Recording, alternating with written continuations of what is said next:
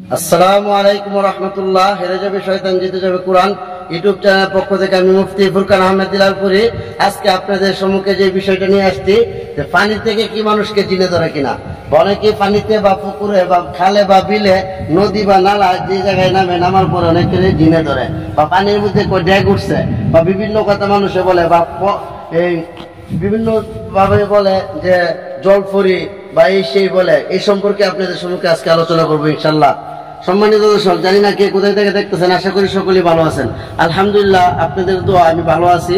আজকে দেখাবো যে পানি দিয়ে আছে বা পানিতে নামলে, অনেক পুকুরে নামলে, অনেক নদীতে নামলে মানুষকে জিনে ধরে কেন, বা অনেক জিনের রোগী আছে পানিতে নামার পরে সে উঠতে চায় না, বা অনেক রোগী আছে পানির পাগল, সে অনেক মির্হি বেমার বলি আমরা বা মির্কি রোগ বলি। এটা অনেকে পানিতে গিয়ে উল্টা পায় হইয়া অনেক সময় মারা যায়। অনেকে বিলে গিয়ে মাছ মারতে গিয়ে মাছের লোভ ধরে জিনে ধরে।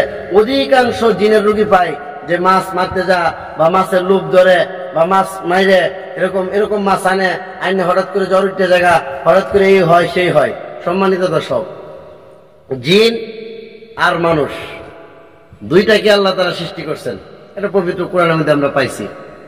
জিনের মধ্যে আমরা মানুষ যেরকম ভাবে আমরা জলে থাকি, স্থলে থাকি, আমরা নদীতে থাকি, খাল বিলে সব জায়গায় আমাদের প্রয়োজন পড়ে। খালেও প্রয়োজন পড়ে, বিলেও প্রয়োজন পড়ে, নদীতেও প্রয়োজন পড়ে, পুকুরেও প্রয়োজন পড়ে, অনেক জায়গায় আমাদের পানির প্রয়োজন পড়ে।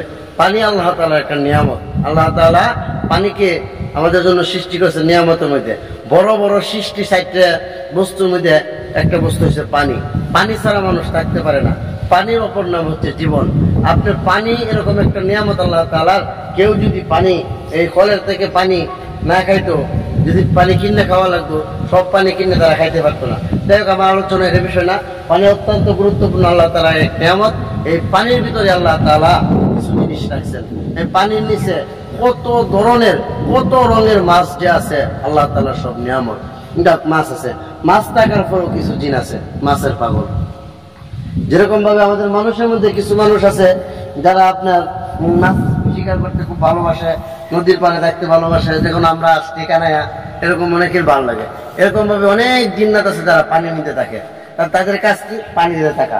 এখন পানিতে থাকছেন একজন ভাই, আমাদের পানিতে নামলো, গোসল করলো, গোসল করার পরে তার কেন অসুবিধা হয়, তার কেন জিনে ধরে, এরকম ভাবে আপনারা দেখতে থাকেন, বলতে থাকি তাকে কেন জিনে ধরে বা পানিতে নামলে কেন জিনে ধরে। দেখেন, আপনি পানিতে নামেন, পায়খানায় যান, প্রস্রাবে যান, যে কোনো জায়গায় যান, আপনার কাজ হচ্ছে আপনি এও করা যে দোয়াগুলো সুন্দর করে পড়া, দোয়াগুলো পড়ে সতর্কতার মাইর নাই, সতর্কতার ভাবে যাওয়া, উসুলের সুন্নত তরিকাগুলো পালন করা, একটু গড়াশি দেওয়া, এরকম করে পানিতে নামা। আর খাল বা বিল বা এরকম কোনো জায়গা আছে, যেমন এই জায়গায় জঙ্গলা বা আমরা জঙ্গল বলি, কে কি বলেন জানি না, কমেন্টে বলবেন। এরকম কিছু জায়গা আছে যে জায়গায় সচরাচর মানুষ যায় না।